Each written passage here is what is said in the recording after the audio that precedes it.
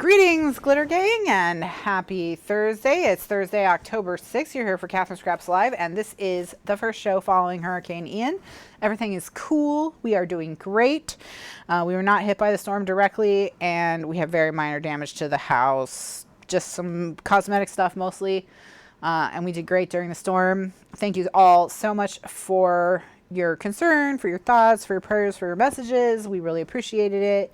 That you were keeping us close, and we're just grateful that we don't have too much to deal with after the storm. So this is the Christmas in July album, and what we are working on today is, or at least in this video, we'll be working on lots of stuff today, but in this video we're going to be working on the inserts for the final file folder pocket, which is this one, and then the file folder pages will be completely done, and we'll just be on to working on the green pages and working on the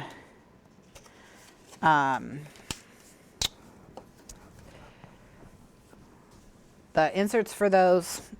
So I was like, I don't know, what are we going to be working on? Oh, and the cover, Okay, so I think as far as I got was maybe just adding the photos. I didn't really even add all the photos. So I need 1, 2, 3, 4x6s.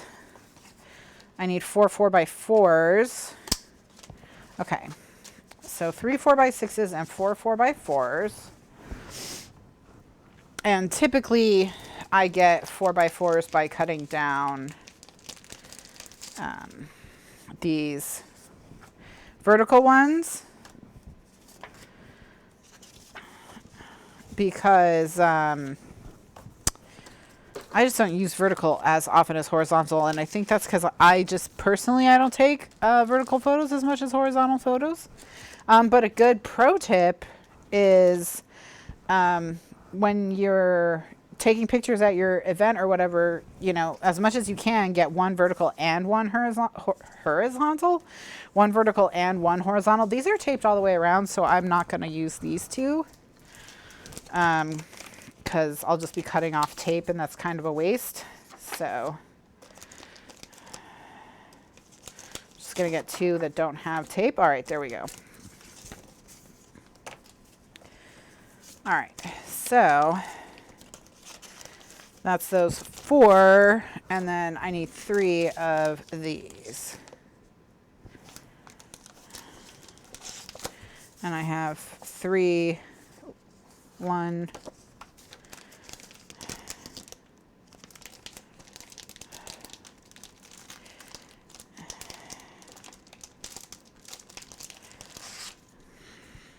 I mean, Ian was kind of your worst case scenario for a hurricane, because Ian was fast in terms of its cyclone and its wind power, but slow in terms of its forward motion. And like, that's what you don't want, because like a category 3 hurricane that's moving slow can ruin your life worse, you know, depending on a lot of different factors, but can be worse for you than a category 4 storm that's moving quickly, because when they just sit on top of you and just churn and churn and churn and churn, that's when they just damage you and damage you and damage you and damage you. So Ian unfortunately was almost a category 5. It was just like, it was never, I mean, it hit 155 miles per hour a couple times, which is where category 5 starts, and category 5 is just, we're not tracking it anymore. This storm is horrible, run away, you know, because it just starts at 155 and goes to infinity. But it was never able to sustain those 155 winds long enough to be called a category 5. But as far as like the people going through it were concerned, it doesn't really matter, you know. And it was slow on top of that, you know, so you don't want you want the hurricanes to be fast, and you know, it may sound counterintuitive, but it's better for them to just get in and get out, you know. So all right, so for these I'm gonna cut, and we need to cut 2 inches off of these, so I'm going to cut 1.5 inches off the top here, and 1/2 inch off the bottom.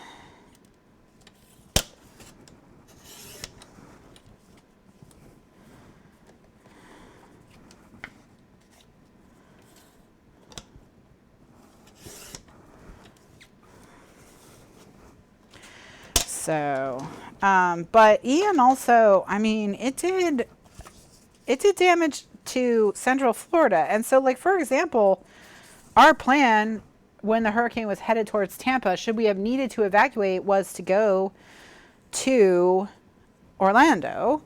And in fact, my sister had a coworker who took their family to Orlando, and there was, you know, more danger from the hurricane in Orlando than there was in Tampa ultimately. Now, they didn't know that when they took their family there, but it's just like, you know, it crossed all the way across the state of Florida and then went up the coast and hit Myrtle Beach.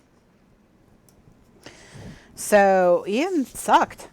And that's after he hit Cuba on the way up, and he hit Cuba on the western side of the island, which is, if Cuba is going to be hit by a hurricane, the eastern side of the island is better for the Cubans for it to be hit, because they have mountains on the eastern side, can kind of slow down and provide wind breaks. But like on the western side, it's kind of more like Florida, and it's a lot more open and a lot lower. And so it did hit the western side of the island, and it knocked out the entire power grid for the whole country.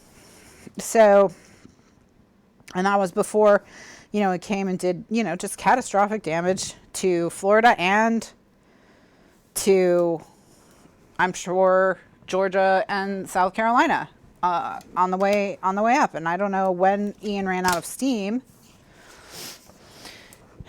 and stopped doing all that damage, but it was just, you know, it was a bad storm. They had problems because of the size of the storm. I think they had problems in Miami with their seawater levels, and with seawater popping up through the storm drains and things like that. So, you know, and it didn't even actually go to Miami, but it still caused problems in Miami. So, you know, these hurricanes are a lot. They're a lot, and this was a bad one. So, yeah.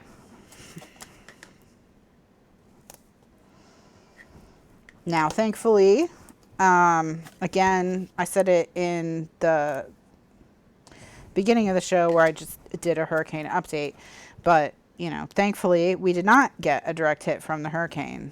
And then we were spared that here in our area, which is Tampa Bay. And, you know, there was still damage and problems and all that kind of stuff, but not the same as if the eye wall had passed over us.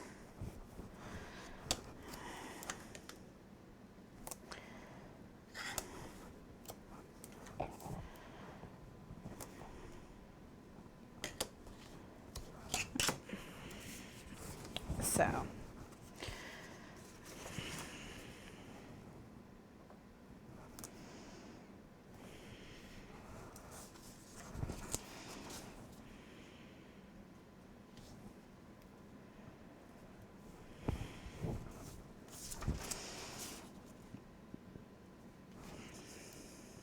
all right.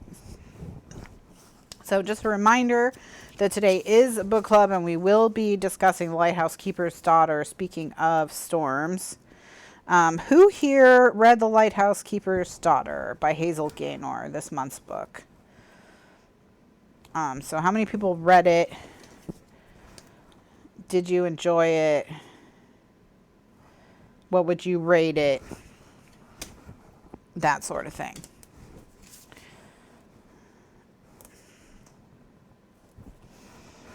You forgot.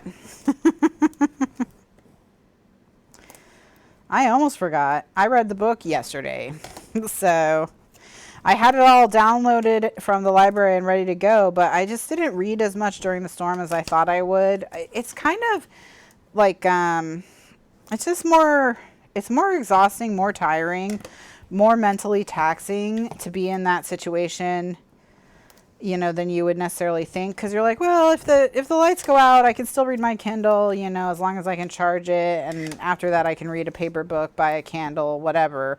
But it's like, you just don't really think about what a toll it takes on you mentally to be in that situation, and how you really just don't have oodles and oodles of concentration, you know. So I really didn't read much at all during the storm. I think I read I'm Glad My Mom Died by Jeanette McCurdy, and maybe that's it. Is that the only thing I read?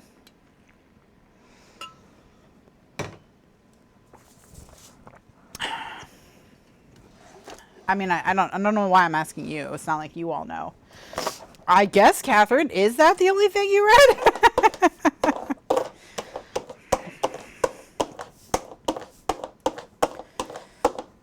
Oh, and Marcel had his first dip to kill off his fur pets. So he does have to get dipped for his ringworm. So he had that yesterday. He really did a good job. I will say I was impressed. He tried to fight it in the very beginning, but once he realized he wasn't getting out, he just kind of laid down and accepted it. He only cried one time. And you know, he hated the cone of shame. He couldn't stand it. Couldn't stand the way he smelled. And then one thing we weren't anticipating was that Kitty, the second she saw him, she just like poofed immediately. And she just started growling and she freaked out. And I think it's just because he looked weird. Because he was had a ring around, he had the cone around his neck, like the inflatable kind. He had the little ring around his neck, and then also he smelled horrible because he had to get dipped in a sulfur and lye dip. Oh gosh, it smelled so bad. Poor little guy. So he, poor little guy. So he had to. So she just was like, what is this? Why is there a sea monster in the house? You know what? My pick is missing. My thing that pulls the tape is missing. What the hell?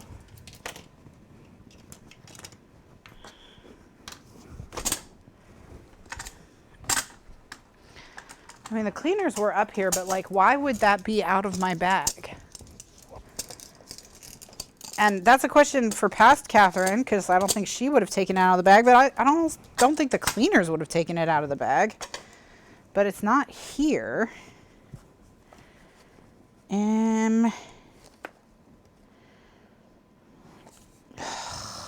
Great. That company's not even in business anymore. So now what am I going to do? I can't just peel tape. Who knows how to do that? Who knows how to peel tape?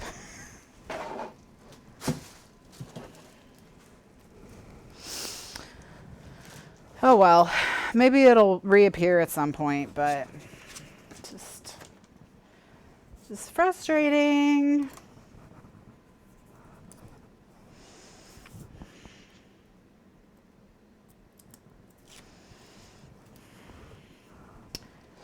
Yeah, it's not in my drawer. It's not in my drawer with my my top drawer.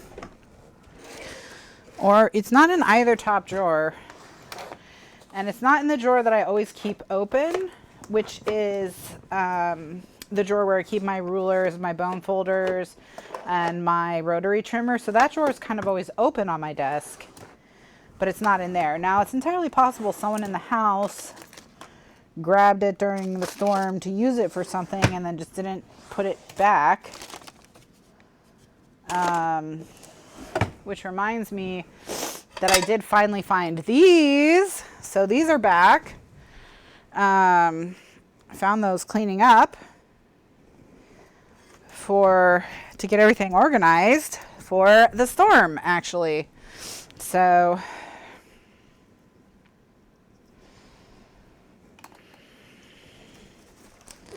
it's not under the album. It's not near the tape. It's not in the cup holder with my pens.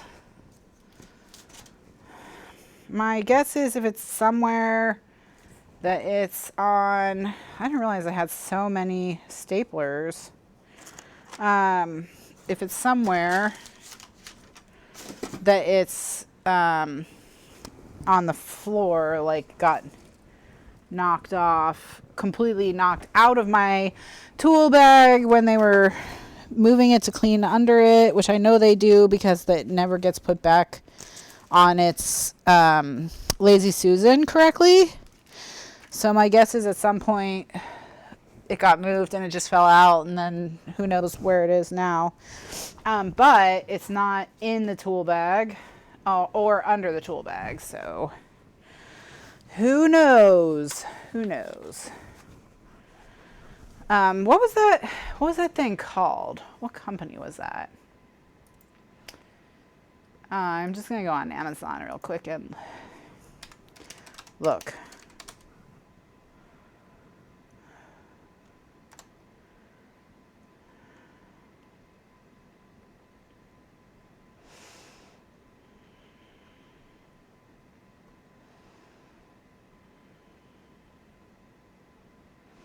Now there are other tape peelers. Maybe I should just order a bunch and maybe I should just order a bunch of tape peelers and test them. So, who knows? I'm just gonna Google tape peeler hook and see if anything else comes up. And it doesn't, nothing like that comes up. I always thought if I ever lost it, I could just get a dental pick. Because really that's the thing it's most like. I just wish that it had, that,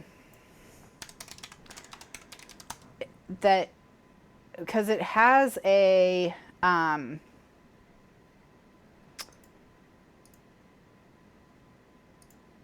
stylus on one end, so it was always kind of nice to just have like a spare stylus. Not that I have other styluses, but whatever is fine. I'll just order a dental pick. It's always something. It's always something. Okay. Is it in the scoreboard? Let's check. No. But, my regular stylus is in there. It's not on the floor. I looked beside and under the desk. I just, what I'm imagining is it got accidentally knocked out of the bag when the bag was lifted to dump the contents. And then,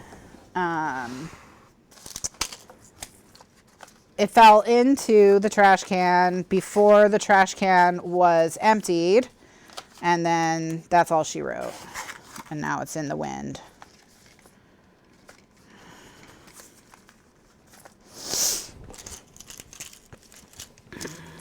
Fun Stamper's Journey. That's what that company was called. Yeah. Yes, yes, yes. I wonder if something happened with my bag because my crocodile's in a weird spot. I wonder if it got tipped over, maybe.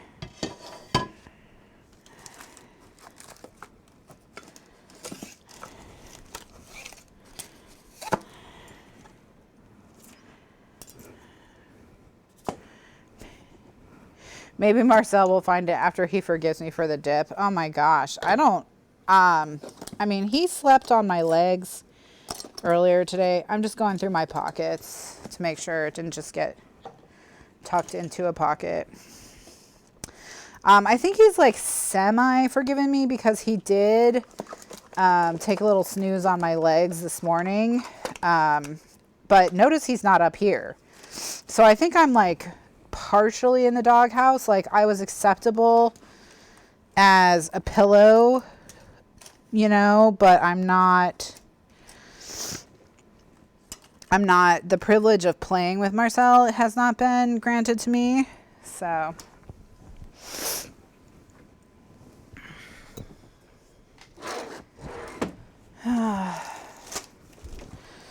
man, it's so funny because I feel like I cannot craft. That's how reliant on this tool I am. I really feel like I can't do it. I feel like I can't craft. So, and I know I see other crafters, they just use their knife, but I'm so scared of that.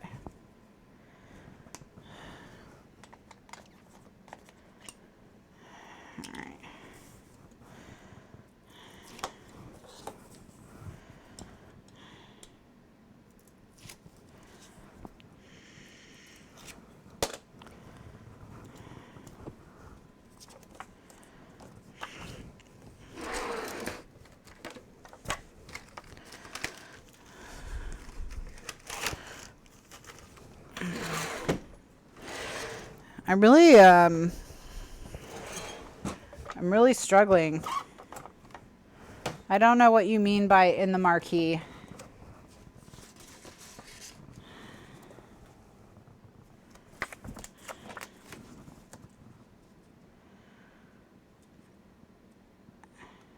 Is this thing bigger than it's supposed to be? No? Okay.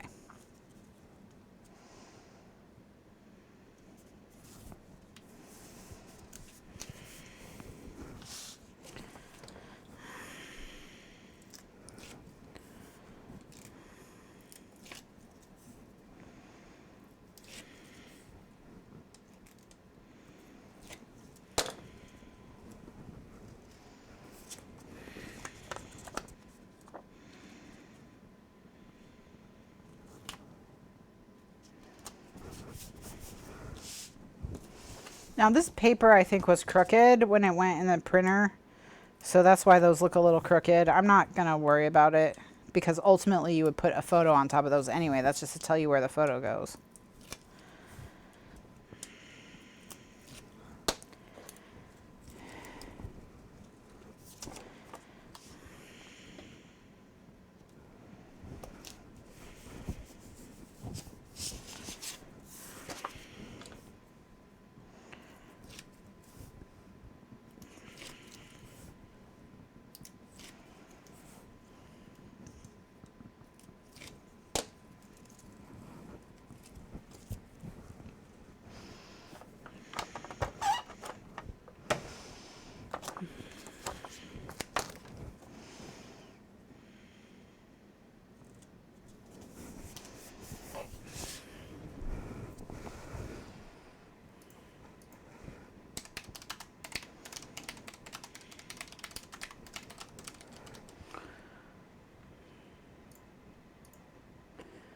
All right, Fun Stamper's Journey.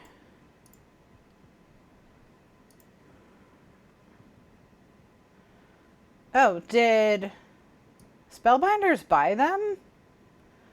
Because they have some of their stuff on their website.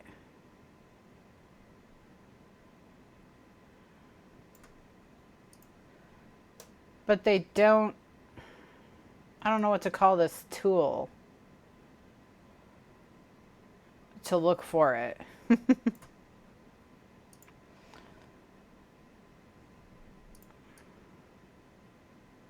But yeah, the Spellbinders has a bunch of their stuff. Interesting.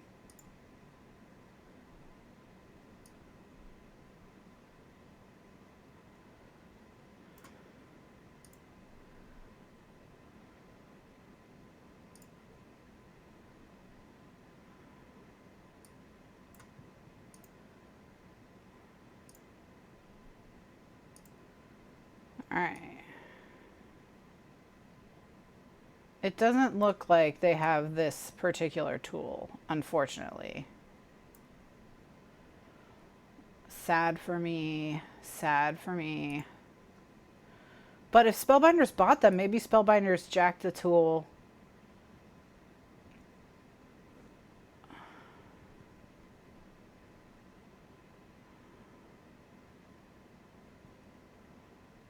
For their tool-in-one. I wonder if you can do... Could we make the tool-in-one into this? Question mark? Look, the tool-in-one comes with a pick now. Okay. Okay. So the tool-in-one comes with a pick. Now, ask me if I know where my tool-in-one is. And / if it came with a pick originally. So here's the stylus. And here's the scrubby thing. But where would I have put that tool? Where do you, Kathryn, where would you put it? There it is, I found it! Okay. In the handle. I have nothing in the handle, so that's not very helpful. But let's see how this does. And then maybe I'll replace this pick with, my green one is the one that's missing. And it literally has disappeared since the last time I did a show. And the cleaners have been here since the last time I did a show. So I suspect that it's just a casualty. It's a casualty of cleaning. It's either that or someone borrowed it out of my room without telling me and didn't bring it back. Which, you know, is also possible.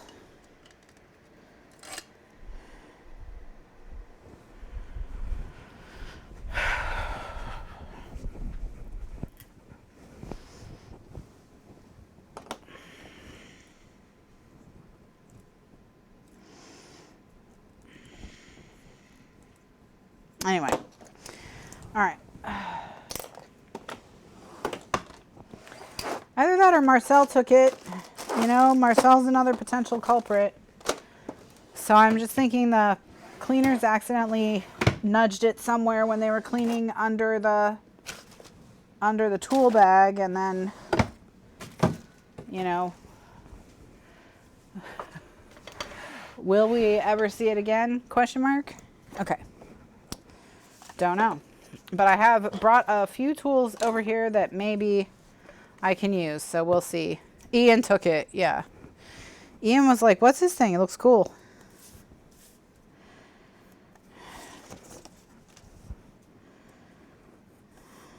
All right. So what we're going to do is we're just going to see if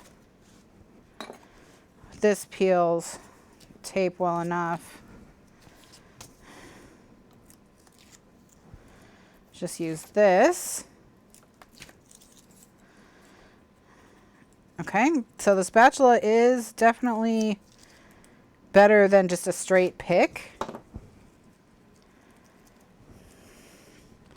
So that's good to know. Wait, I don't want to put a photo here, do I? I don't. I haven't on any of the other ones. Which is not to say that I couldn't, but.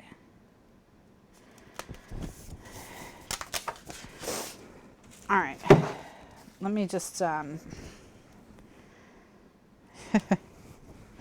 put tape back on the tape until we get to decorating. Okay. So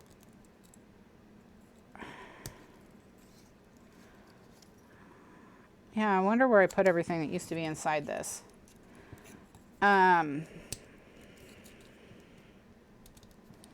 Okay, so we want to keep the spatula.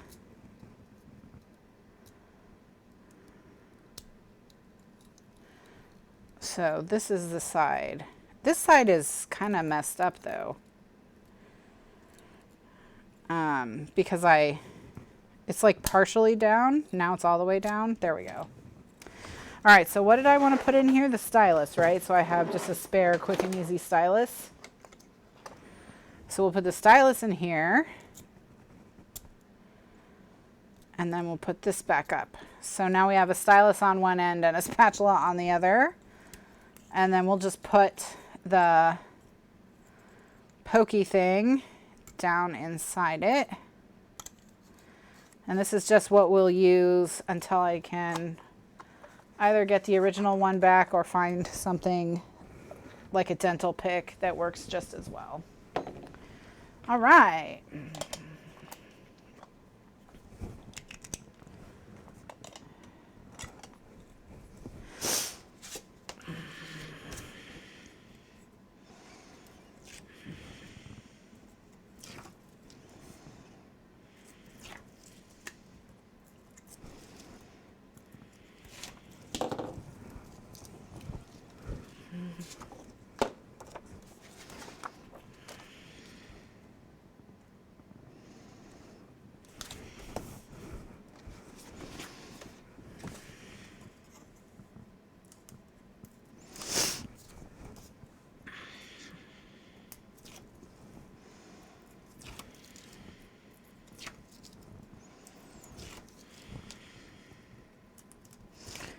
But yeah, poor Marcel was trying to get Kitty to comfort him. And so he would kind of like slowly, you know, creep up on her and try and rub on her because he just wanted her to help him clean the dip off him and just comfort him, I think. And she was just like, she would hiss and just flip out if she saw it. Like, I think he just didn't look like himself. He didn't smell like himself. She was like, what are you? Get out. Get out of my space. You're a weird monster. So. All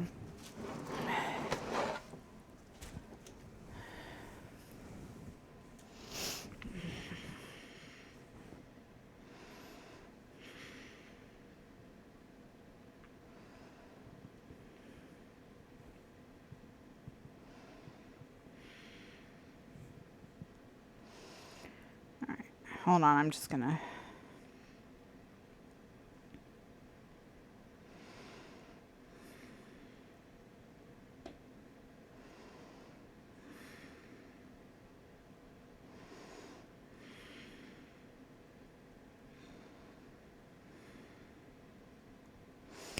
I'm just sending a message to the group chat to see if anyone has seen it.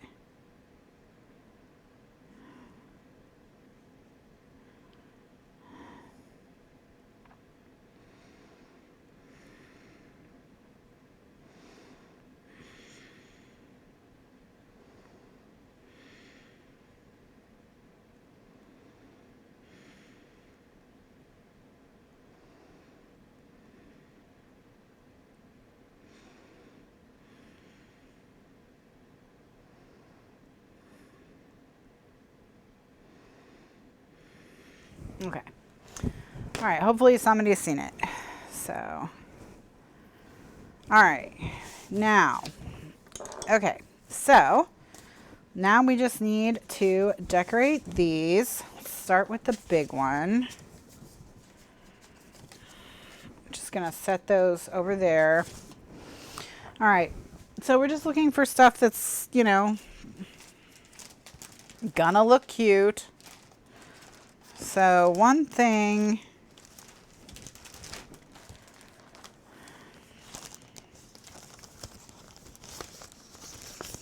just looking for what's going to go like on this larger part and something that would be a nice accent for that. So we're going to go get, you know, the paper stack. I would love to just find it under a paper stack. That would be great. Let me put that out into the universe. Universe! Okay.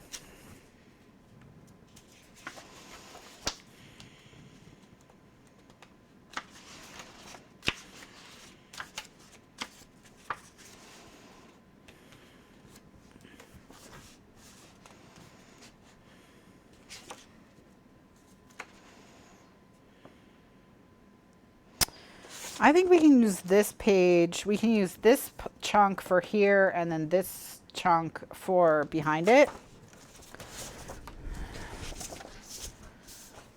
We do have Harbor Freight. I'm sure their store looks like a war zone right now. Okay, so I'm going to trim this. I just need to remember. This is 4 1/4 by 6 1/4, and this is 8. This is 6 1/4 by 8 5/8. 6 1/4 by 8 5/8.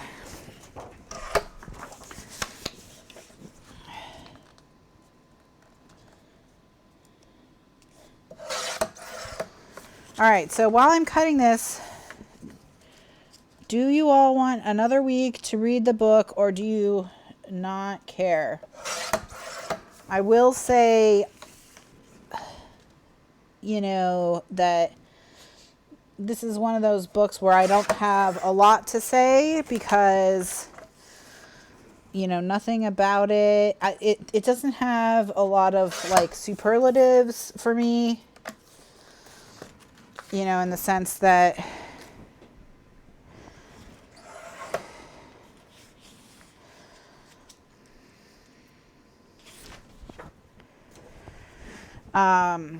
it was fine. you know, it was fine. It was very similar in a lot of ways, themes and the like, to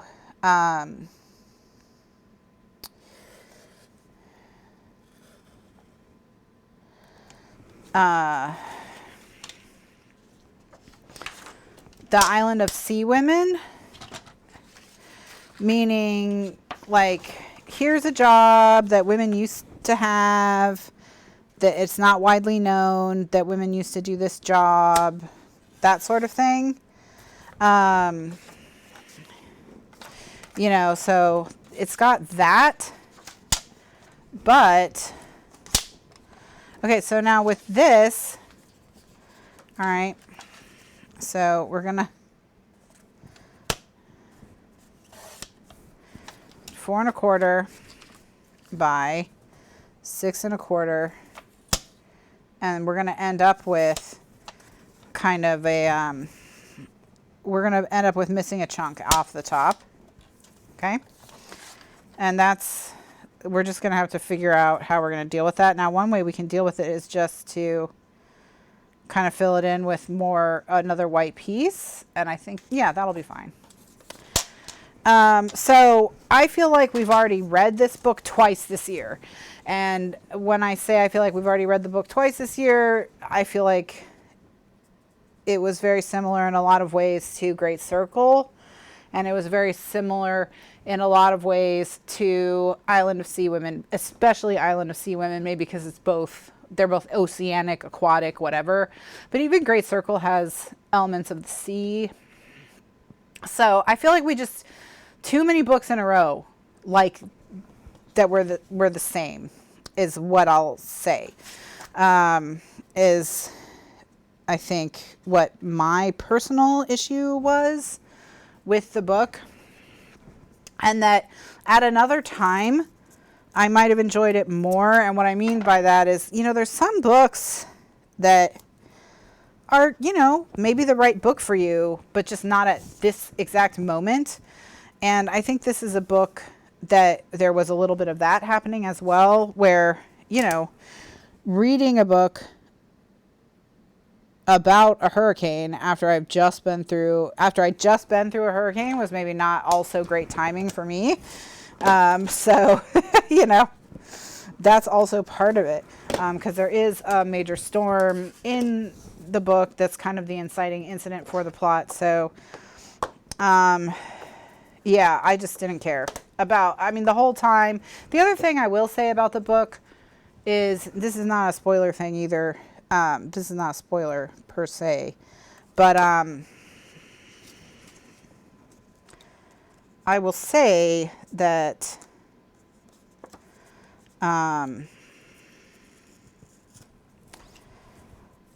it was just, the author was really, everything that happened, she really broadcast it, man. There was not a single surprise.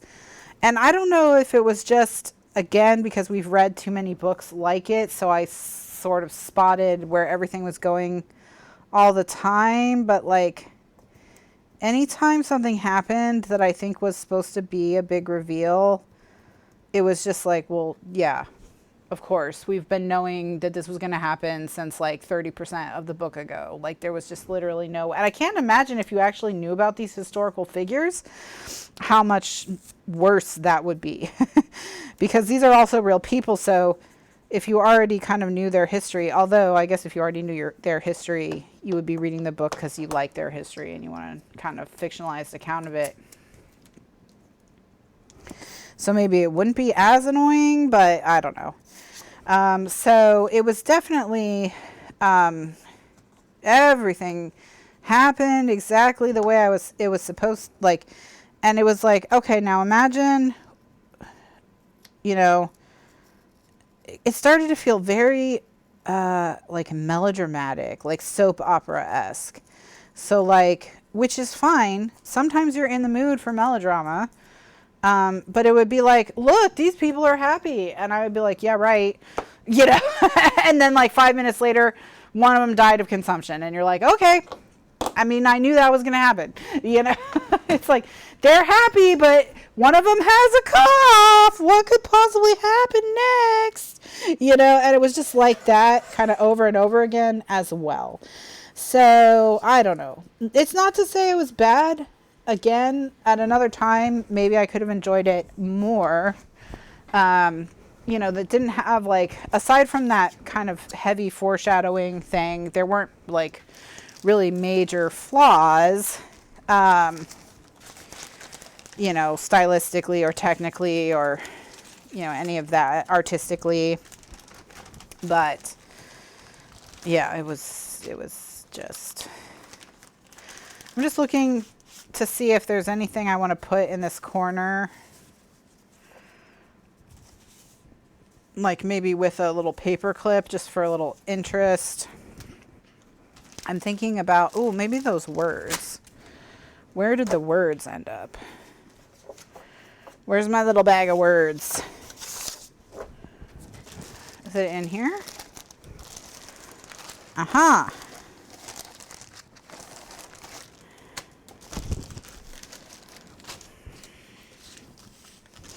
If we have kind of a food-related word, that might be good. So I don't think I would recommend it. Ooh, gingerbread, perfect. But that's not like,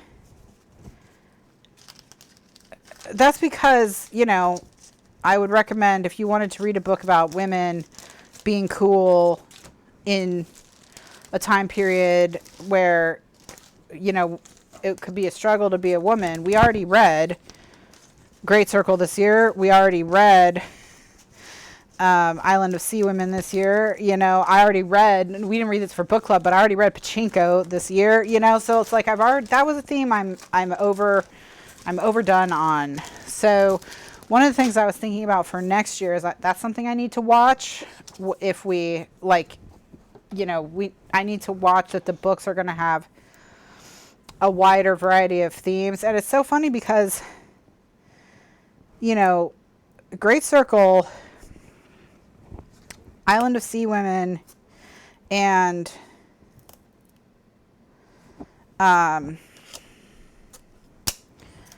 Lighthouse Keeper's Daughter, these all have, you know, they have different authors from different countries, different ethnicities, different nationalities, whatever, you know, but I just felt like, okay, I can't read this plot again. I just cannot read this plot again, you know?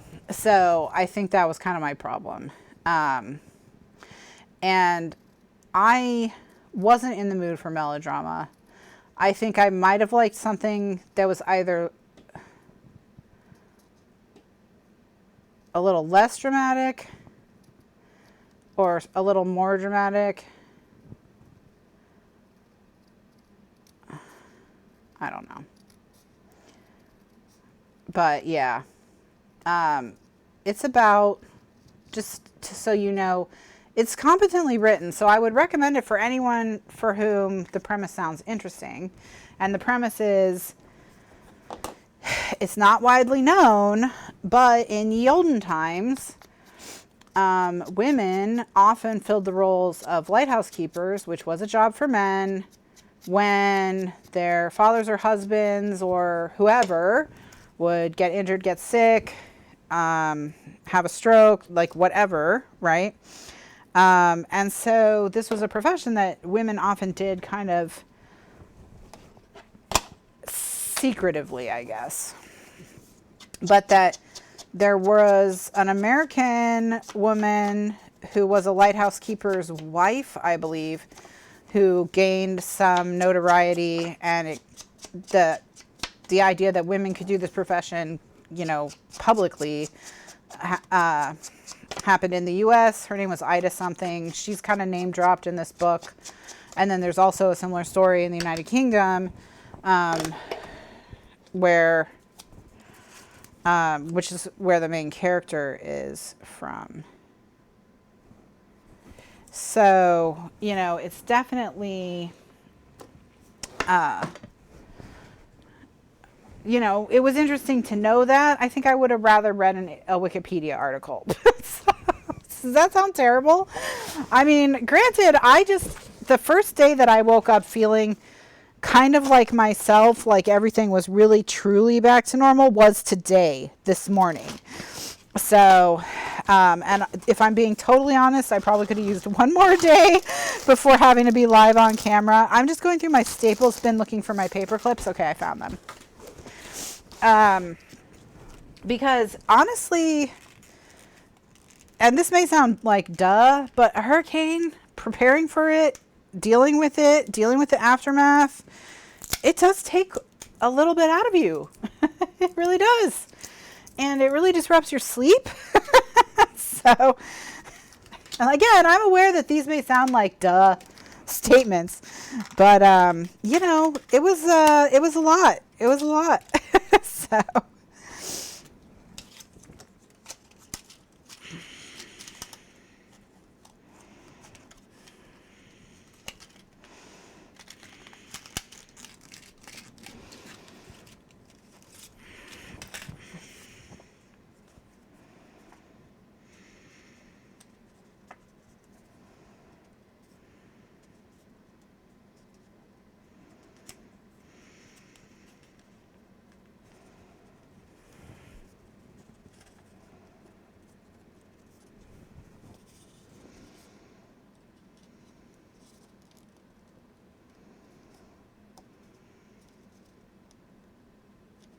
Okay, so I've gotten my paperclip adjusted exactly where I want it. So what I'm going to do is tape it into place.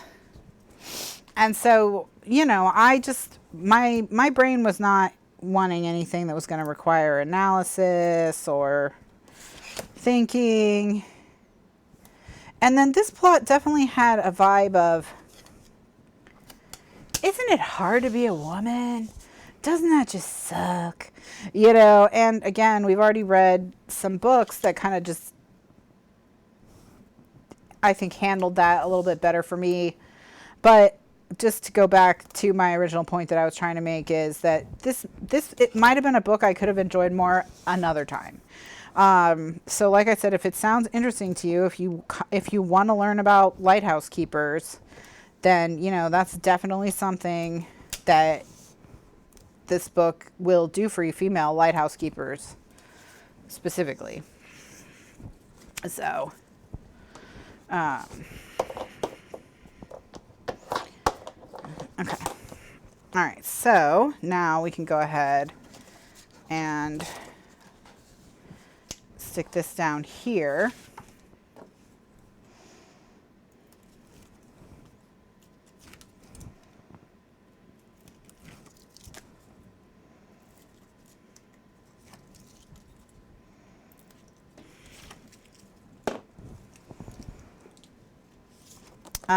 But it was not, what the heck?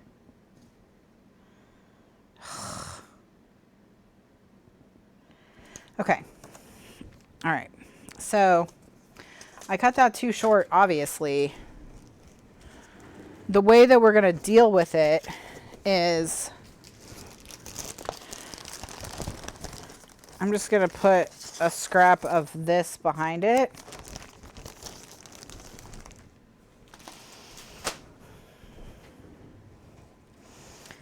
So I am going to cut this kind of on, I'm going to cut it, where do I want to cut it? Where do I want this crease? I'm going to cut it on this stripe. So I'm going to try to remove that second strip. All right, and then I'm gonna just tape the top of this, and then I'm gonna punch it with the torn paper edge looking punch, and then we'll use that to fill in the gap behind it.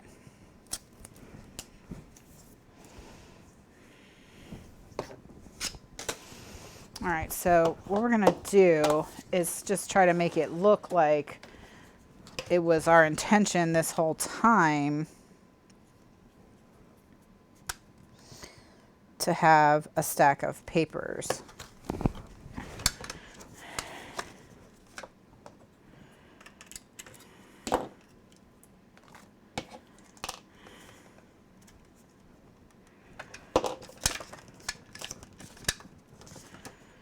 All right, come on.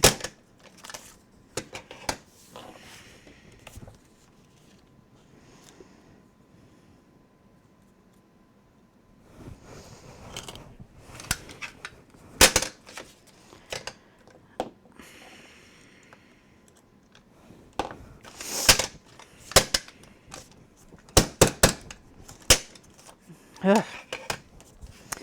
This one definitely needs a clean.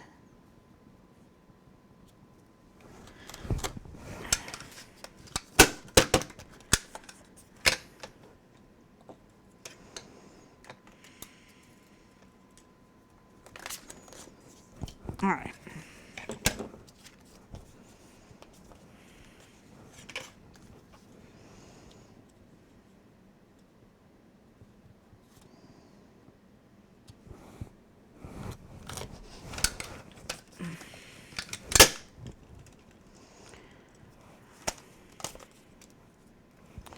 Okay, so now what we're gonna do is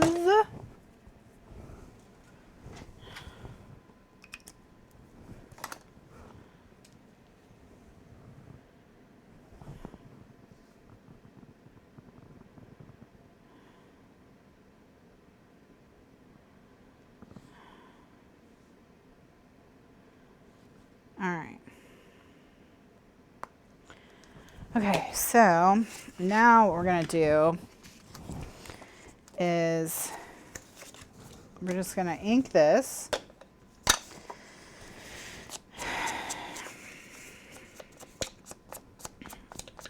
Just kind of try and make it look weathered.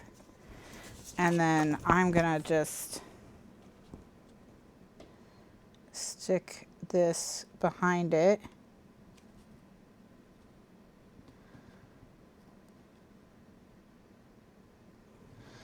Like so. Okay. And then what I'm going to do is I'm going to just trim this on this side. And then we'll just put another piece of paper behind it. And then that should work out.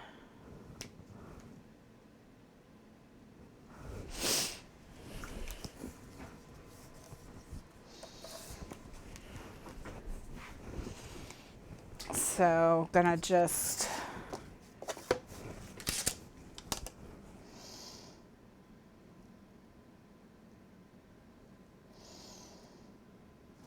use a ruler.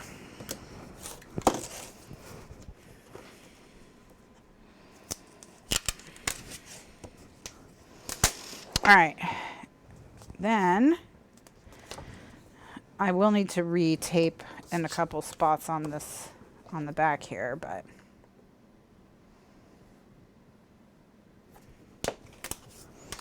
okay, so let me retape.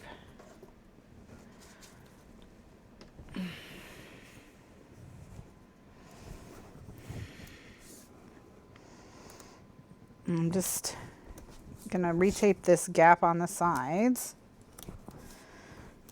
Put another little spot right here. Okay. Then what we're gonna do is we just need a strip of a mostly solid color or something that will read as a solid or something kind of like that, something bolder. Just gonna grab my scrap bag. We're just looking for, it's also needs to be the right length. Something to put, you know, back behind that. I don't think I necessarily have anything in my scrap bag that's going to look exactly right, but oh, maybe that'll be okay. little ornaments peeking through. We'll just go ahead and do it.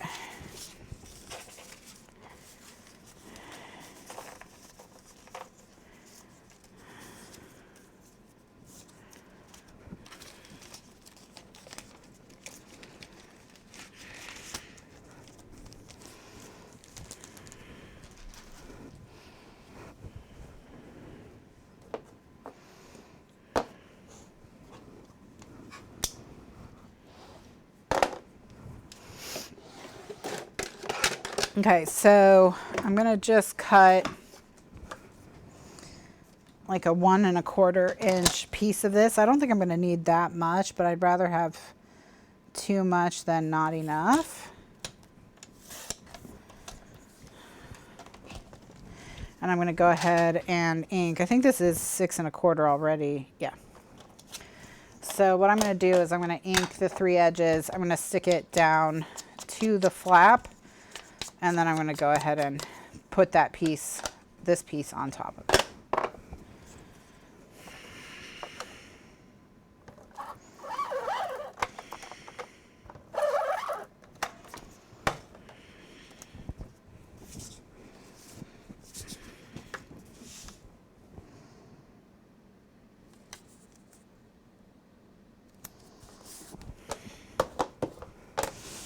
All right.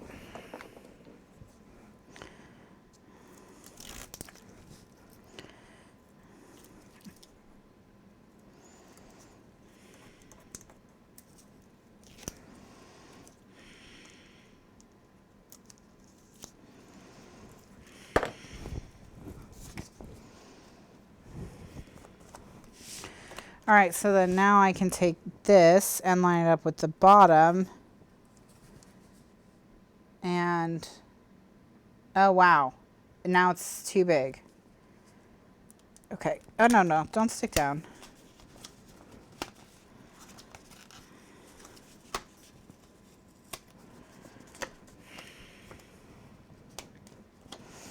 So what I'm gonna do now is just cut these tabs off.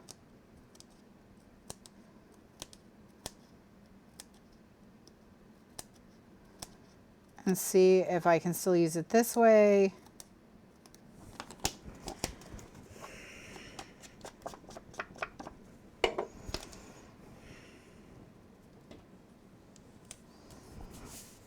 Sure, whatever. Looks great. All right. All right. We'll just pretend that what's behind it is the recipe to make the gingerbread. And not that the piece of paper was too tiny. So, all right. Now we should be able to just plop that into place. Yeah. Okay. All right. So we'll go ahead and ink and stick this down.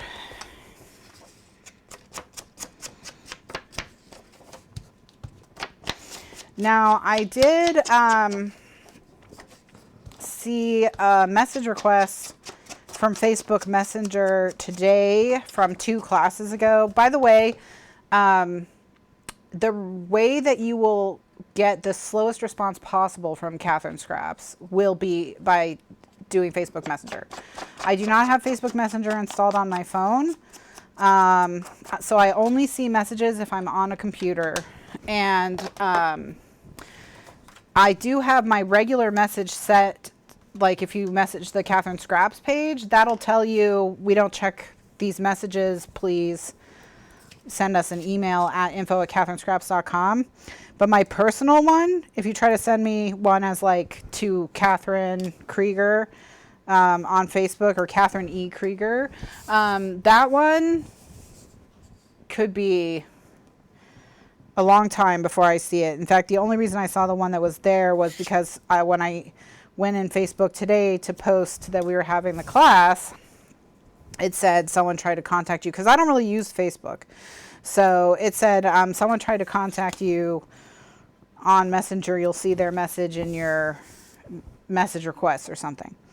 So I was able to get on a PC and go check it out. But info@kathrynscraps.com is usually the best way. It's going to get you the fastest response. Or using the contact form on our website will also work.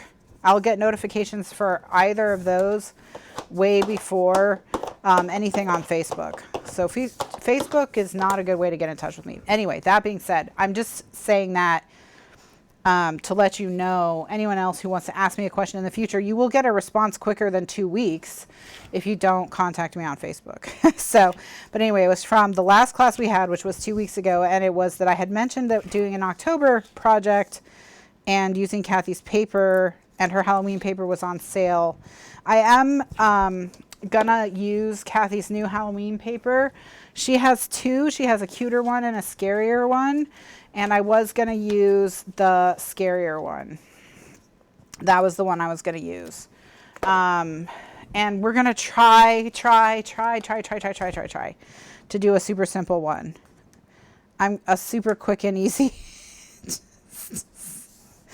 a super quick and easy Halloween project. I am going to try. Okay. I'm going to try. I have an idea that I think will work. Okay? But we'll just have to see. We'll just have to see. So, okay. All right, so we've got this down and this down. So now we just need to do the inside bit and then the back. But my idea for the Halloween project was to make an album that would hold 4x6 photos.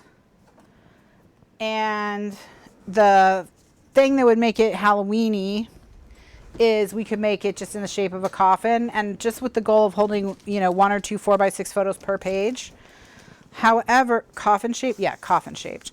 But the only hesitation I had with that, because it's actually, I know it sounds hard to make a coffin shaped album. It's really not. It just has one more side, and it's okay. It does have one more side. It has 2 more sides, right? I don't know. Whatever, math. But you can make things coffin shaped. It's not too difficult. However, then I thought you couldn't use it for anything other than Halloween. And usually I try to do shapes even for themed albums that you could use for other themes. Like, for example, this is technically a Christmas album, but, you know, you could use it for whatever. There's nothing about it that's exclusively Christmas other than the paper choice.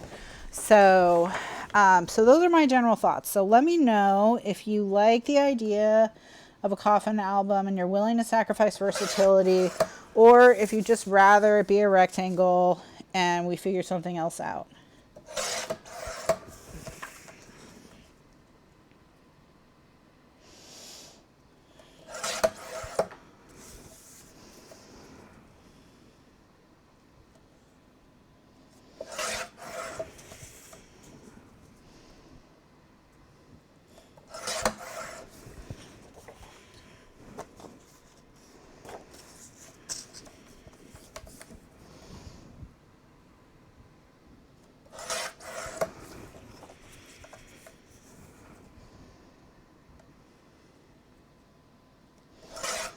So let me know what you think.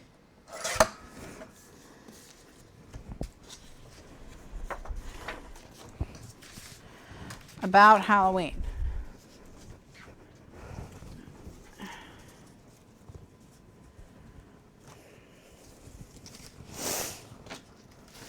Well, that's a good point. So Gretchen says, if you made it in the shape of a coffin and we didn't want it to be in the shape of a coffin, we could probably convert it to a rectangle. Yes. Yes.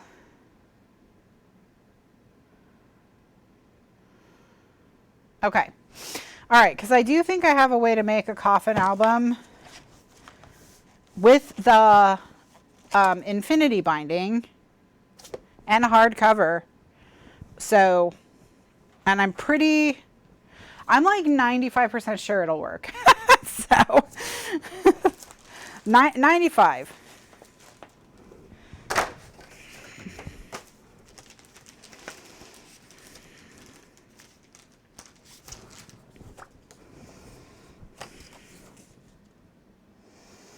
All right, so I'm going to cut from this. I have made odd shaped things in the past, and like notably I made a box in the shape of a heart. And I figure if I can make 2, 4, 6, 7, 7.5. So this is 7.25. I figure if I can make a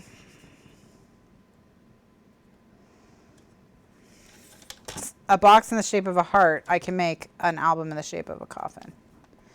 The only thing that is, you know, weird about a coffin is, you know, we're going to have to start with the premise of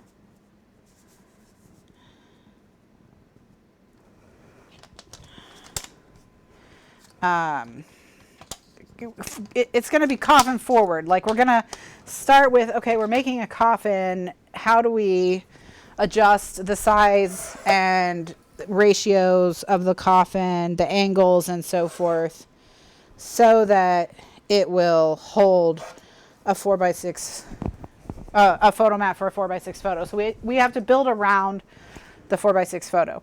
But that's okay. Like it's not a big deal. So I think it'll be fine. That's really pretty. I like that. I'm going to use this here and then this one here, I think. Or maybe the other way around. We'll see. And I forgot what this is. I think it's 3, but I'm not sure. Yeah, so I 2 7/8 by 4 1/4.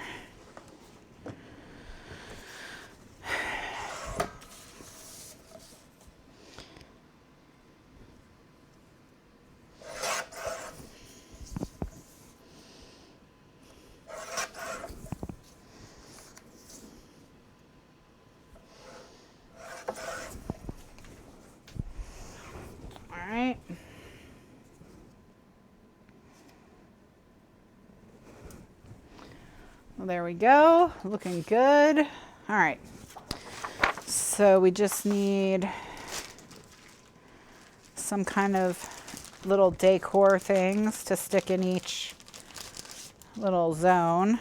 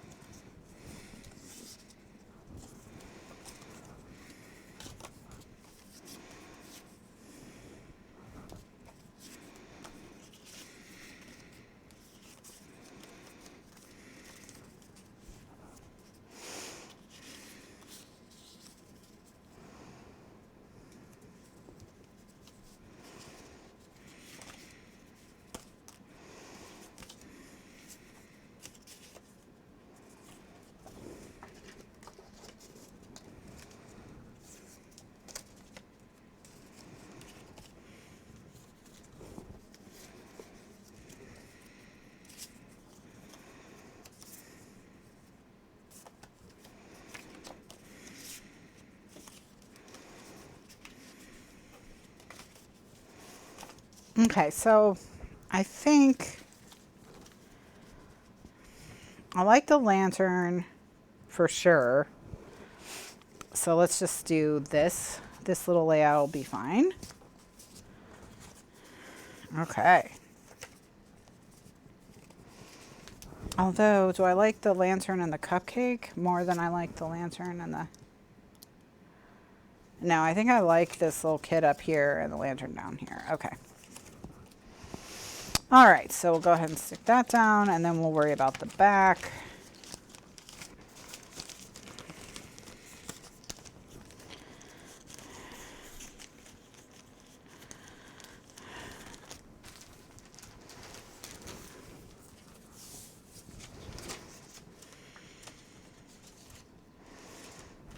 All right.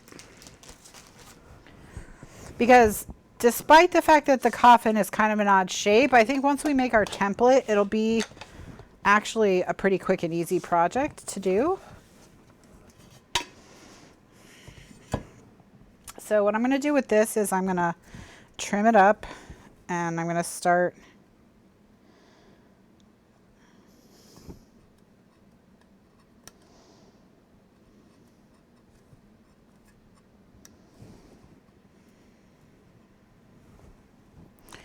by removing what's on the inside first. You always want to start with the inside and work your way to the outside.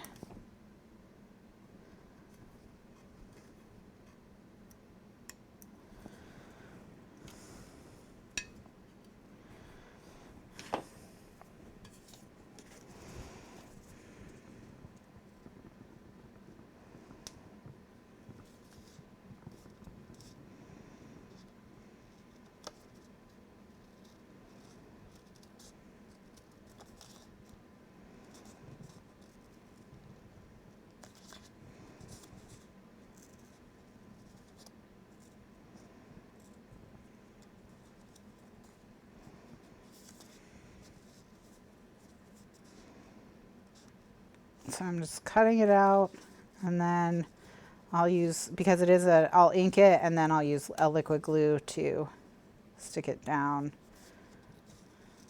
to the page. It's gonna be quick and easy. It is.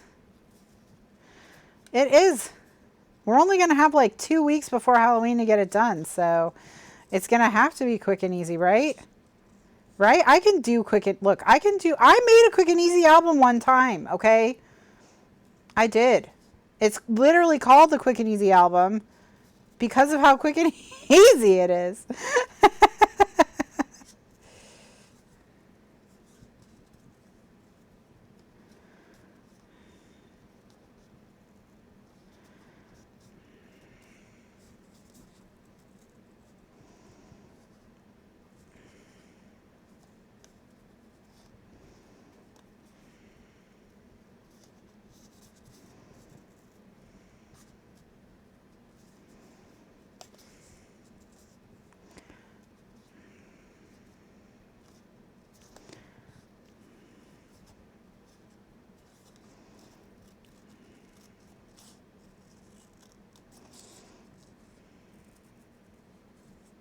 Thank you, Gretchen. Gretchen has faith in me.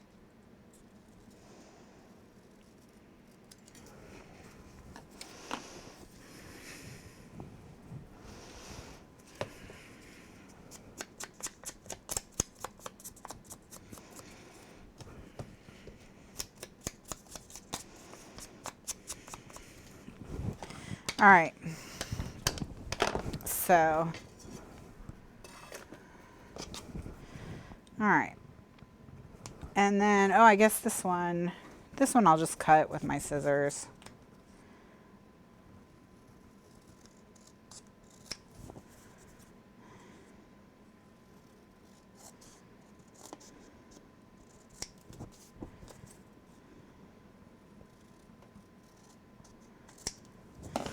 But yeah, so Kathy told me she made 2 Halloween paper lines. One was cute, one's more cute, and one's more scary. I don't know what their names are, but it's the more scary one that she recommended to me for my style. So that's the one I'm going to be using, and hopefully that'll be all good. Okay. My guess is they're both cute, and I need to look at them because she put them both in my folder. So I need to look at both of them. We might mix them, but definitely I know I'll use the scarier one if there's a scarier one. But you know, there may be elements that I want to mix and match. I'll pull them up on the screen after I finish this.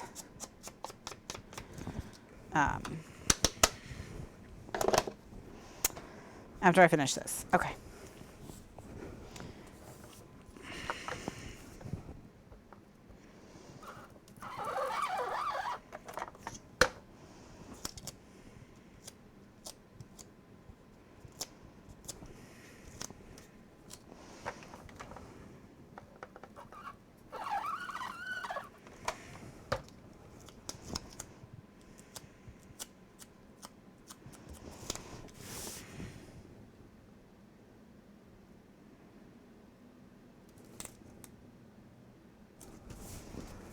Okay.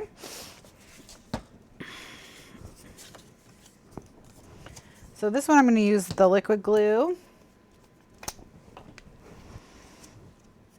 Just because it's a bit odder of a shape.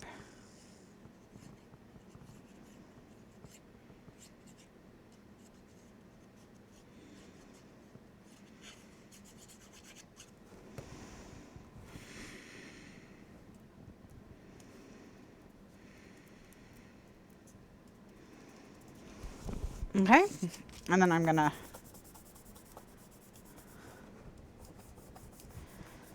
no, the Vintage Staples album is you can just slide the drawer closed on that one. Just close the drawer. We don't need to talk about that album. That album was a, let's call it, it's a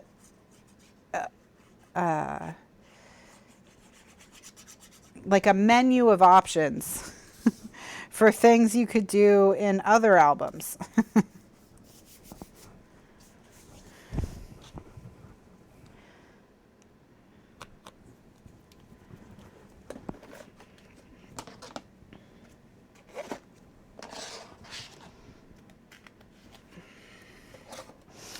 So that's what that album is. It's like it's like a sampler. It's a sampler. That's what it is. We'll just rename it the Vintage Staples Sampler instead of the Vintage Staples Album, so that you know all the different things you can do with it.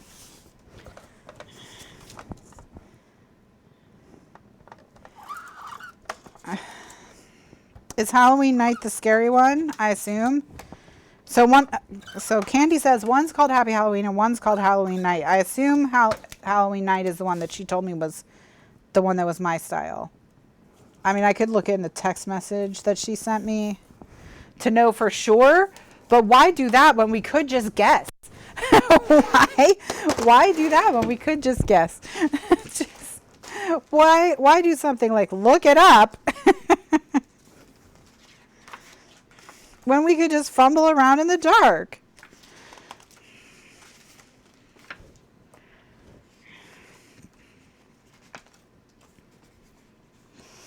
All right, so I'm just going to cut this for the back. It's 7 1/4 by what? 7. I like how I'm asking you. 7 1/4 by 9 3/4. Okay.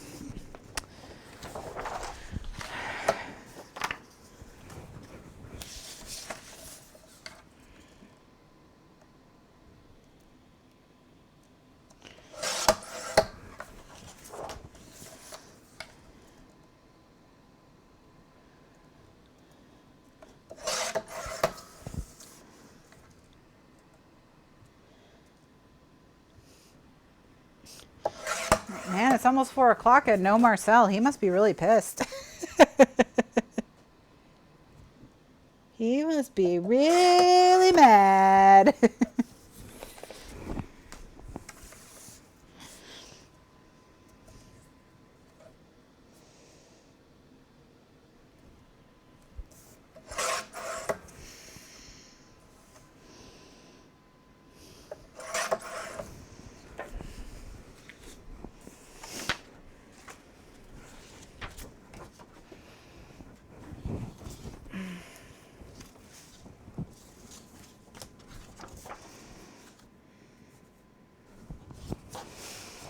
All right. So this will just clean up the back.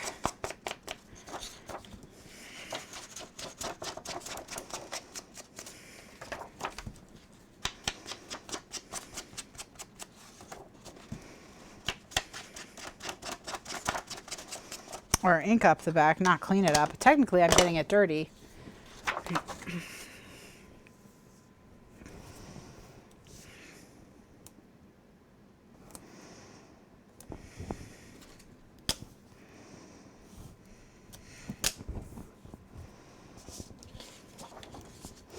If you ask me, the really scary collection is Best Friend Forever with all the dolls.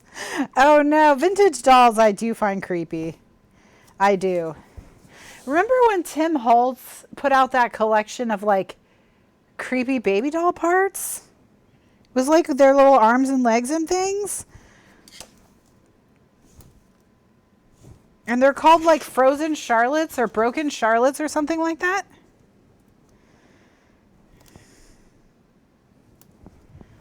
That was probably like 10 years ago, so if you don't remember, don't feel bad.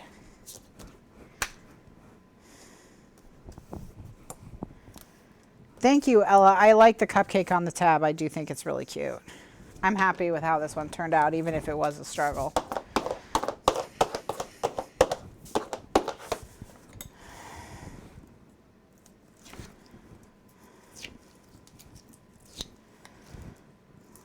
Luckily, this little spatula does seem to be working. So, not too terrible.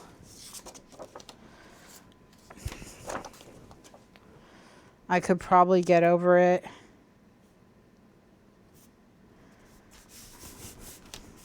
Eventually, and just accept it and just use it. Okay, so now we have this book done.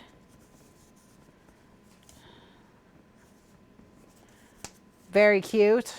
All right, into the folder we go. Now,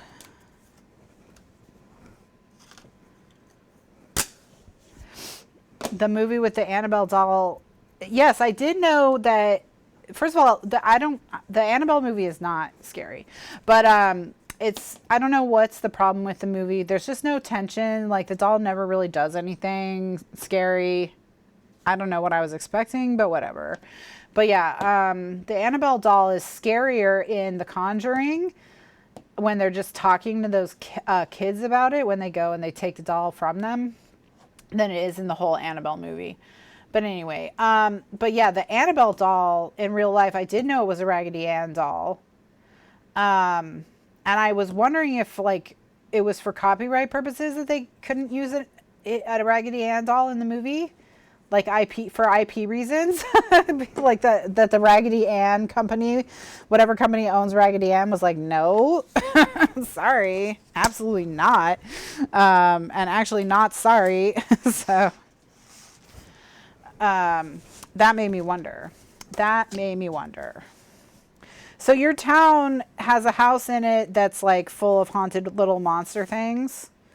How fun for you. All right, so we used the Mirror Waltz, and we used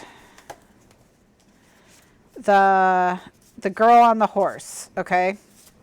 I'm just looking at the two things we used already for the front of this. So I'm just going to use this Merry Christmas one, which we haven't used yet.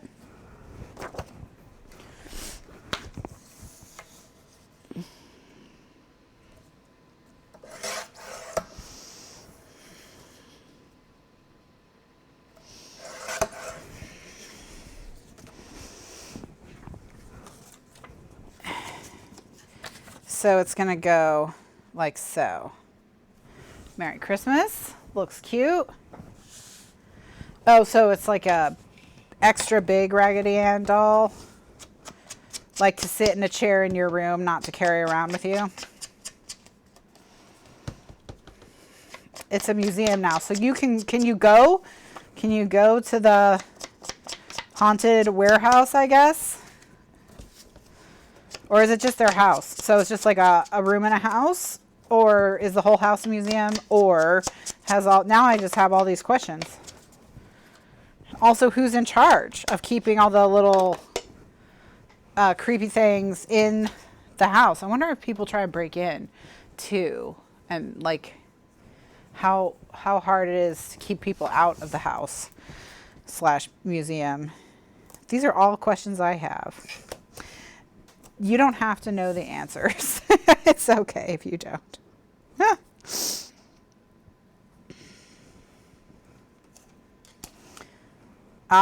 So it's closed for zoning reasons, but it's a shed on the property. Okay.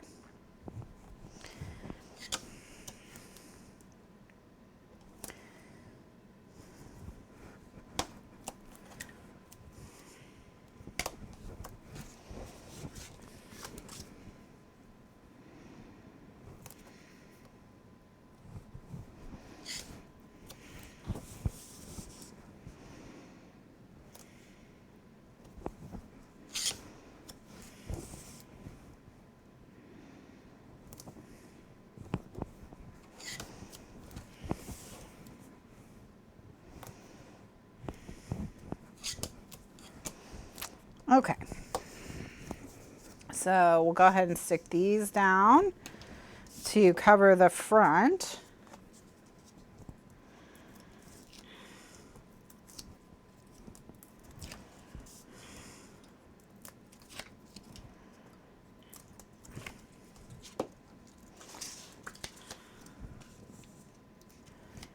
The glass case the doll is in is blessed on a regular basis and surrounded by holy water. There's a priest who helps keep everything in check. Interesting.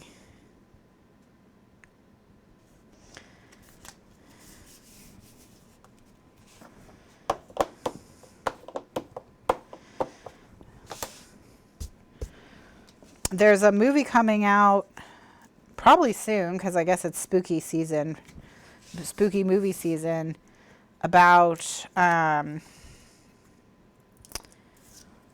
exorcism class in the Vatican and the like creepy basement that they all go into for learning about exorcisms and practicing their exorcisms and such. But as far as exorcism type stuff goes, that's probably the thing I find the scariest of all the different Halloween things, and that's probably because I'm Catholic. But yeah, if it focuses on possession, that's usually something that I find scarier than like if it's got a zombie or whatever. However, not Annabelle. That's always boring and it never did anything and I was never scared. But like there's one with Anthony Hopkins about when they started the exorcism program back up again. It's actually based on the experiences of a real exorcist from the Archdiocese of Los Angeles.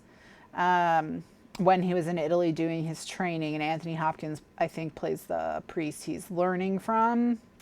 I want to say it's Eric Bana who plays the young priest, maybe, from LA, who has to go to Italy to learn how to do exorcisms.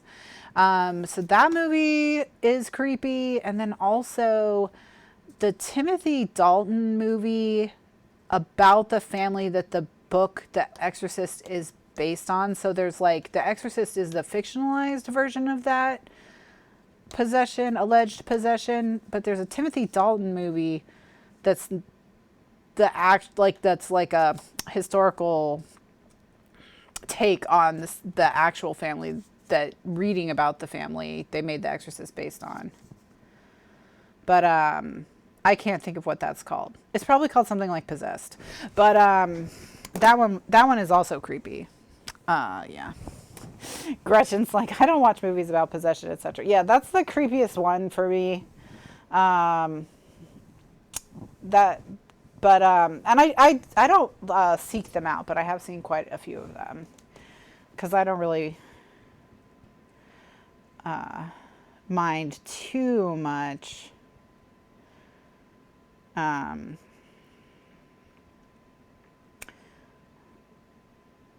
I don't know. I don't get too scared by much in the horror movie genre anymore. I mean, there's a lot of horror movie type subjects that I won't watch just because I don't want to be grossed out or they tend to be just over the top. If like the gore is the point, I'm not interested, you know. I like more like, actually I have a video on my channel about this, but I like the most the kind of the Halloween era. So like John Carpenter, when the first Halloween movie. I think the franchise is finally ending for real, but who knows? That's just based on the fact that the movie is called Halloween Ends. So I think they're coming out with another one this year. I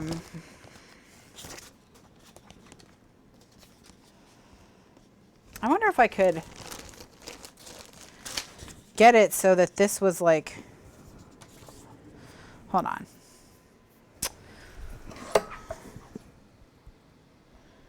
So what I'm going to do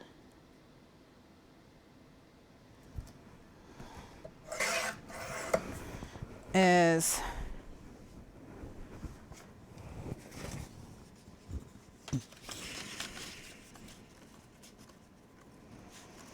I'm just going to kind of line this up, but then pull it back a little bit before I trace it, so it's lined up with the top. But anyway,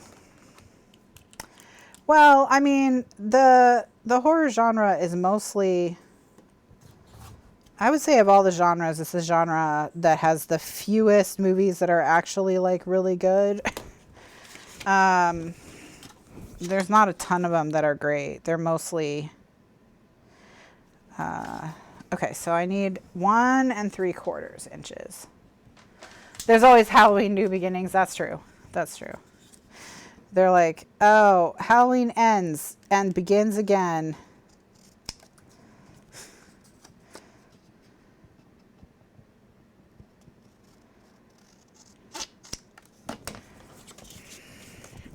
Okay, so I'm going to line this up with the 1 3/4 inch mark on my trimmer and then cut it. And that should give me like a little handle if I've done that correctly. Oh, cute.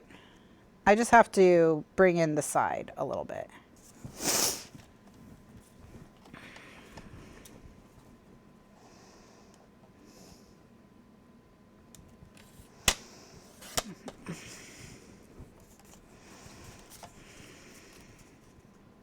Yeah, there we go. Gave it a nice little, it looks like a little basket handle. Okay. I do kind of want to just put these leaves on it though. So what I'm going to do is cut these leaves out and ink them and then just glue them on.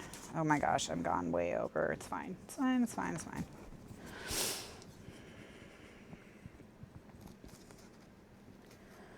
But yeah, Halloween horror movies are mostly bad. I would say mostly mediocre to bad, with a few kind of really interesting ones.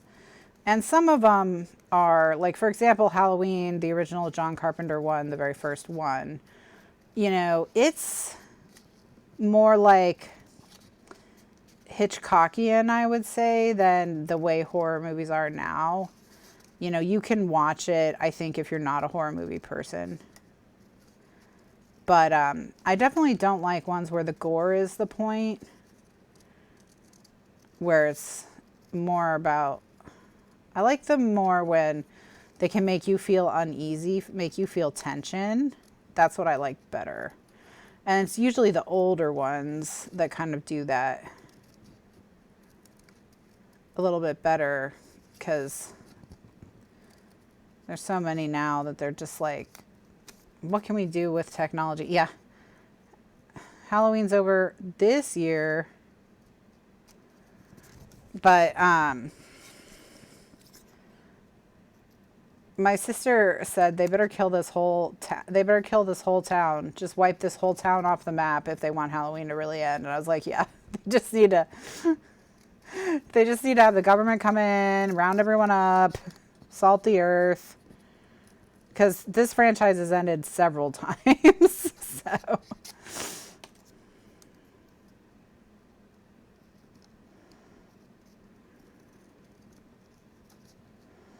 13 Ghosts does have like scary stuff in it. Stuff that's just visually creepy, just visually kind of scary. So if you don't want to be like grossed out by just stuff you're seeing, then that's not a good one. Definitely not. There's a lot of really gross stuff in that one. All right, so yeah, we're going to put these leaves on just to give it a little zhuzh it up a little bit. Yeah, exactly. They have to do like Buffy did when they destroyed Sunnydale. Yeah, and it's Haddonfield is the town that needs to be destroyed in Halloween, so they just have to destroy Haddonfield. That's just what, the only way to be sure. Or like Raccoon City. That's another city that got destroyed in the Resident Evil. Raccoon City always ends up nuclear blasted by the government at some point. But they still reboot that franchise anyway. I mean, they've literally nuked Raccoon City out of existence, and there's still like 8 of those movies. So you can't keep these horror movies dead. You know, you can't. They always come back.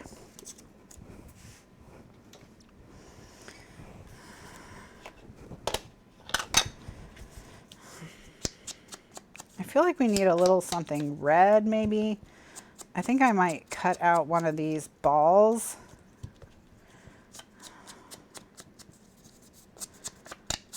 To put on it. I need to just be done with the show, but here I am just rambling on.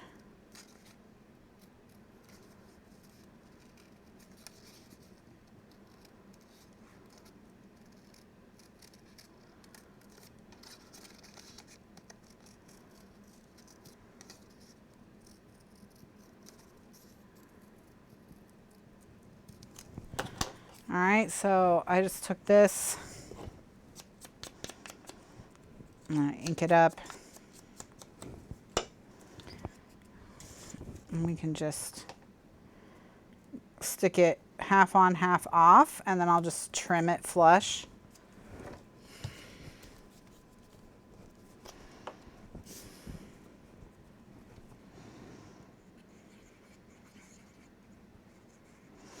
But when we watched the last Halloween, you know, the most recent Halloween movie is Halloween. Oh, I forget what it's called. Anyway, so they've made 2 since they rebooted the franchise, and one of them was Halloween, and then I forget what the last one was called. The one that came out last year, but or in 2020. No, not H2O. H2O was the 20th anniversary, so that was actually quite a while ago. But in it is like Jamie Lee Curtis, you know, is playing her actual character from the movie from the 70s.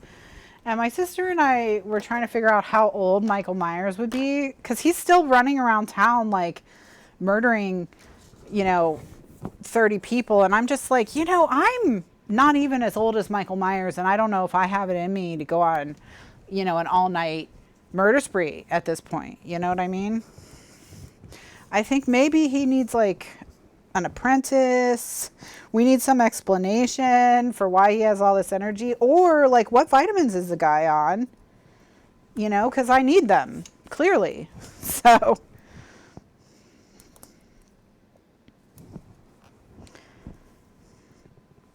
because he's got energy and strength for days, you know, his bones aren't falling apart. So share your secrets with all of us, sir. So.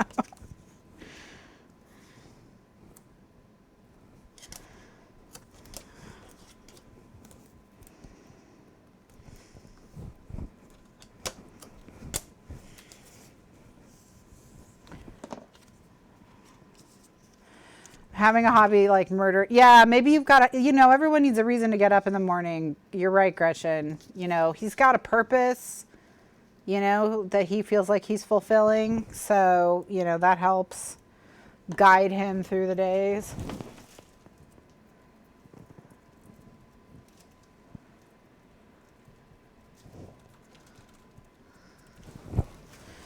So that just underscores the importance of crafting and having a hobby, you know. So we're all doing it right. We're all doing it right.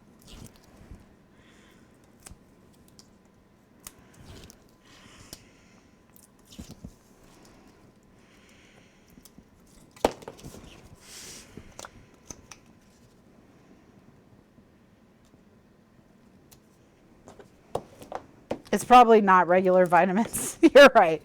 It's probably not over-the-counter stuff.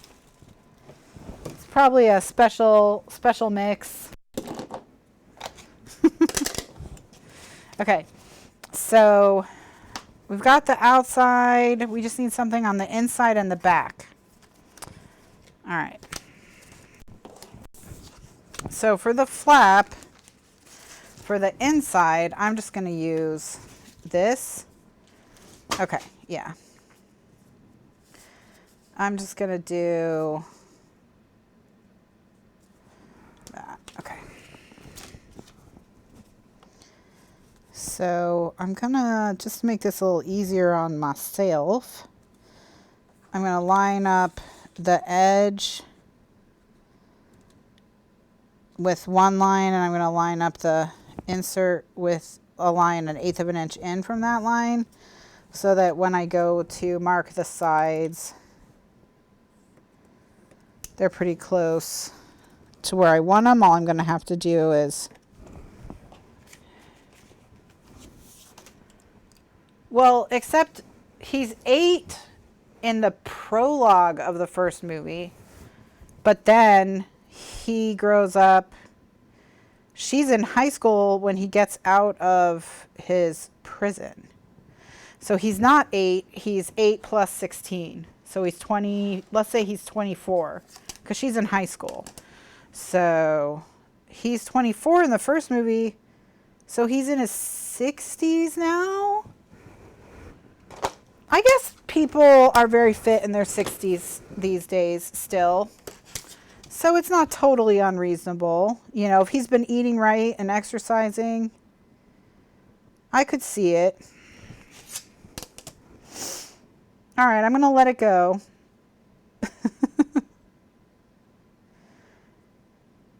Or is the movie 50 years old? In which case he's in his 70s. All I know is that I'm in my 40s and I don't have the energy. That's all I know. So that's, hats off. Hats off.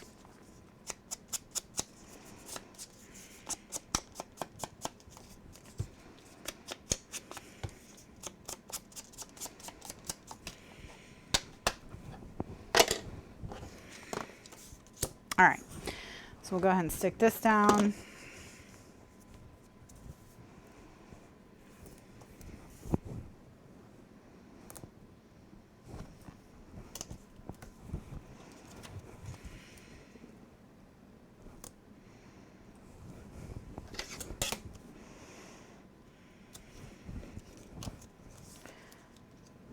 Okay, so he was 6 in 1963. So that's what we know for sure. Okay. So if he was 6 in 1963, then he'd be 59 plus 6, so he'd be 65.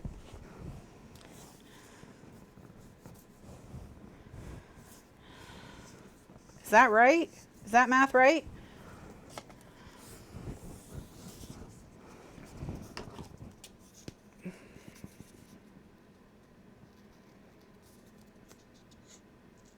Yeah, 59 plus 6, 65. So he's 65.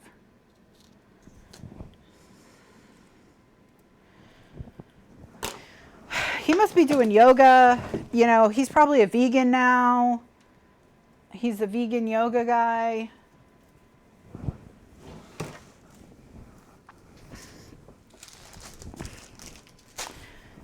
He does he does a lot of vitamins, a lot of calisthenics, you know, meditation, all that stuff. You know, jogging, probably. Jogging around the prison yard. Hospital yard. He's in a hospital, not a prison. Yeah.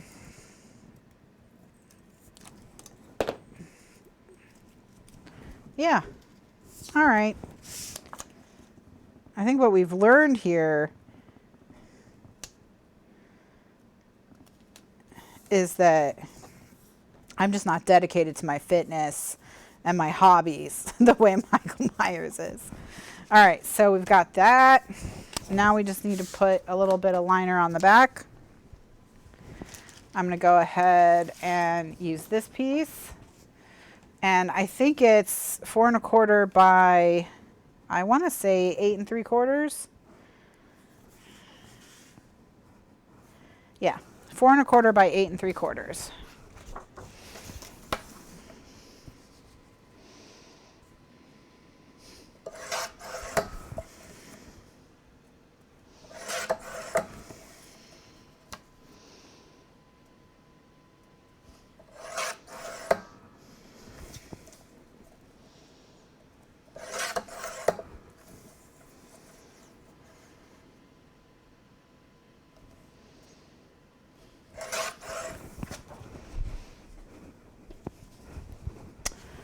That's what someone should make a YouTube video like spoof. That's how is Michael Myers still killing it at 65. And it can just be his workout tips.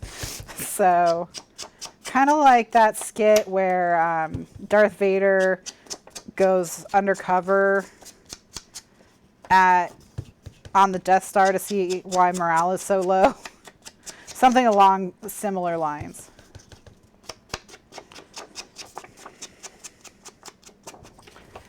All right.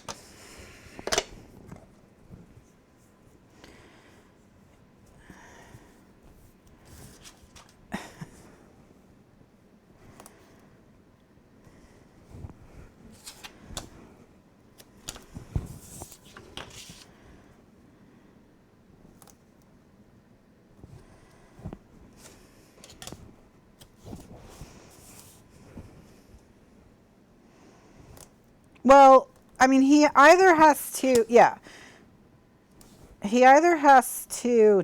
for real die, or he can go back in the hospital, but he can't escape from the hospital again. He's got to have like a little apprentice or like a copycat or something like that, because it's just, you know, or they can reboot the whole thing, but it can't be the Michael Myers from the original movie with the Laurie from the original movie, you know.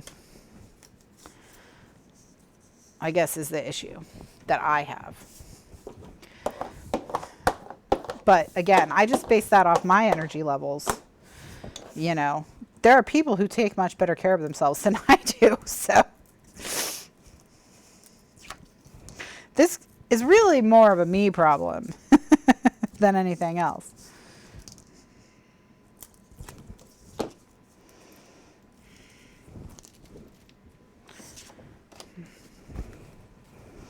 All right, so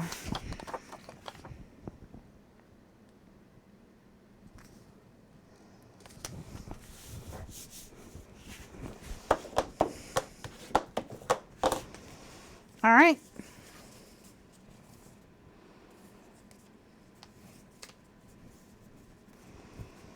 That's done. Okay, so I was hoping to get all 3 inserts done, but we're already half an hour over.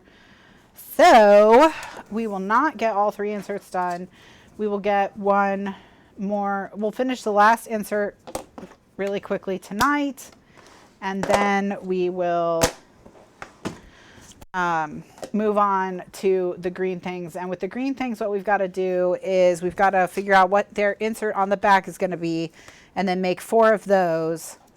And then once we know, and then figure out what we're going to do on the inside. So when we come back, we'll do that last tag.